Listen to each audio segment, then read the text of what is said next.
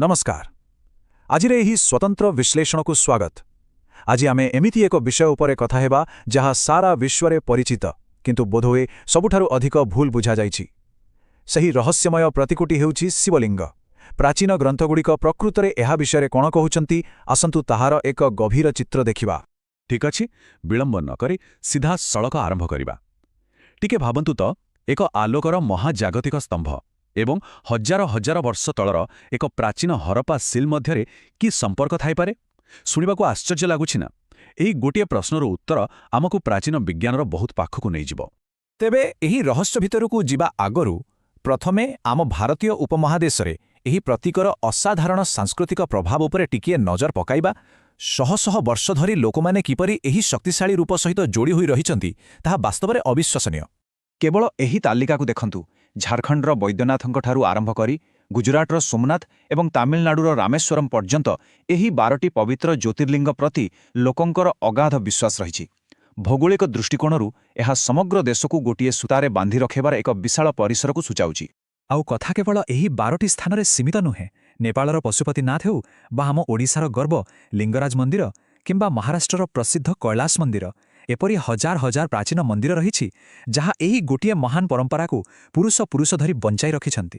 किंतु एबे आसंतु एको बड़ प्रश्न उपरे आलोचना करिबा। एहार प्रकृत अर्थ कौन?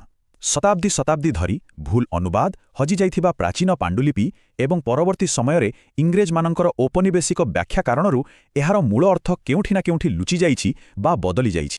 एही कथाटिकू बुझिबा पई गोटिए छोट उदाहरण नेबा। सूत्र शब्दकू विचारकू नियंतु। गोटिए पटे एहार अर्थ साधारण सिलेई सूता होई पारे, अन्य पटे एक गाणितिक फर्मुला किंबा कोनसी गभीर दार्शनिक तत्व मध्य होई पारे। समय सहित आम प्राचीन भाषार किपरि भिन्न भिन्न अर्थ बाहर करा जाई पारे एहा तार एक ज्वलंत उदाहरण।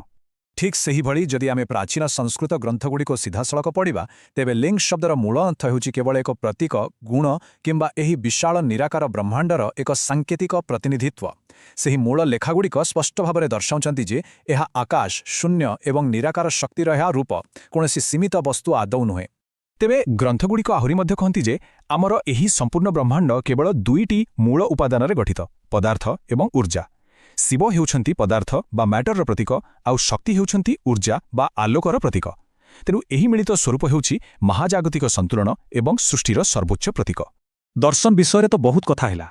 वर्तमान आसंतु एहार ऐतिहासिक एवं प्रत्नतात्त्विक दिग उपरे नजर पकाइबा। वास्तवरे एही चिंताधारा केते पुरुणा आसंतु देखिबा। आदि मनीष जेतेबेले आकाशर उल्कापिंड खसुथिबार देखिले सेमाने ताकू आलोकर एक महाजागतिक स्तंभ बा रुद्रंकर आविर्भाव बोली मानिनेले। प्राचीन मेसोपोटामिया एवं बेबिलोन रे मध्य एही आकृतिर पूजा करा जाउथिबार प्रमाण मिलिछि। तापरे 3300 ख्रीष्टपूर्वर हरप्पा सभ्यतार पशुपति सील ठारू आरंभ करी पुराण युग दे आजिर मंदिर पर्यंत एक अत्यंत रोमांचकर यात्रा आमे देखिबाकू पाउ। पृथ्वीर इतिहास तो आमे देखिले किंतु एहार प्रभाव बहुत विशाल। आसंतु एबे दृष्टिकोटिके उपरकू माने समग्र ब्रह्मांड स्तरकू नै जिबा। एहा किपरि संपूर्ण सृष्टिकू दर्शाउछि ताहा बुझिबा। स्कंध पुराणरे एक अत्यंत चमत्कार कथा लेखा जाइछि। टिके ध्यान दी शुणिबे। आकाश हेउछि लिंग, पृथ्वी हेउछि एहार आधार एवं सबुकिछि एही अनंत शून्यरू ही जन्म हुए एवं शेषरे सेथिरे ही लीन होई जाए।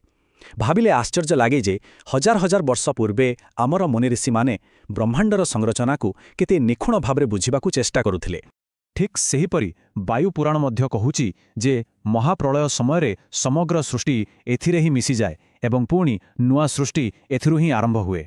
आधुनिक विज्ञान आज बिग बैंग बा ब्रह्मांडर संप्रसारण एवं संकोचन विषय जहा कहूछि ताहा एही प्राचीन लेखा सहित आश्चर्यजनक भावरे मेल खाउछि। किछि सामंजस्य देखि पारुछंती कि?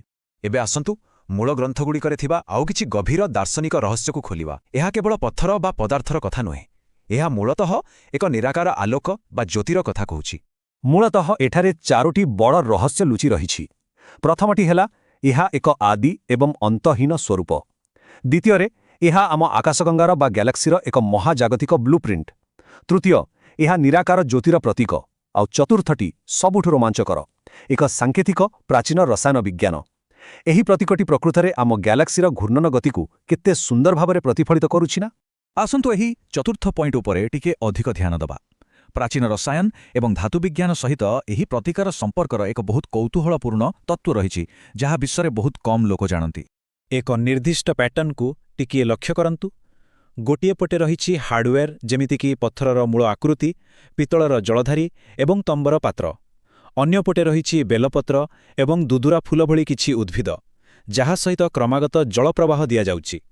କିଛି ଗବେଷକ ମାନନ୍ତି ଯେ ନିର୍ଦ୍ଦିଷ୍ଟ ଧାତୁ ଏବଂ ଏହିପରି ବିଷାକ୍ତ ଉଦ୍ଭିଦର ମିଶ୍ରଣ ପ୍ରକୃତରେ ପ୍ରାଚୀନ ଔଷଧୀୟ ବିଜ୍ଞାନ କିମ୍ବା ଧାତୁ ପରିବର୍ତ୍ତନ କରିବାର ଏକ ସୁରକ୍ଷିତ ଏବଂ ସାଙ୍କେତିକ ଫର୍ମୁଲା ହୋଇପାରେ। ତେଣୁ ଆଜିର ଏହି ସ୍ୱତନ୍ତ୍ର ବିଶ୍ଳେଷଣ ଶେଷ କରିବା ପୂର୍ବରୁ ଆସନ୍ତୁ ଗୋଟିଏ କଥା ଚିନ୍ତା କରିବା। ଆମେ ଯାହାକୁ କେବଳ ପୌରାଣିକ ପ୍ରତୀକ ବୋଲି ଭାବି ଆସୁଥିଲେ, ସେଗୁଡ଼ିକ କ'ଣ କେବଳ ଧାର୍ମିକ ବିଶ୍ୱାସ, ନା ସେଗୁଡ଼ିକ ହେଉଛି ଆମ ବିଶାଳ ବ୍ରହ୍ମାଣ୍ଡ ଏବଂ ପ୍ରାଚୀନ ବିଜ୍ଞାନର ଏକ ଜଟିଳ ତଥା ଗୁପ୍ତ ବ୍ଲୁପ୍ରିଣ୍ଟ? ନିଶ୍ଚିତ ଭାବରେ ଏହା ଆମକୁ ଆମର ପ୍ରାଚୀନ ଗ୍ରନ୍ଥଗୁଡ଼ିକୁ ଏକ ନୂଆ ଦୃଷ୍ଟିକୋଣରୁ ଦେଖିବାକୁ ବାଧ୍ୟ କରୁଛି। ଧନ୍ୟବାଦ।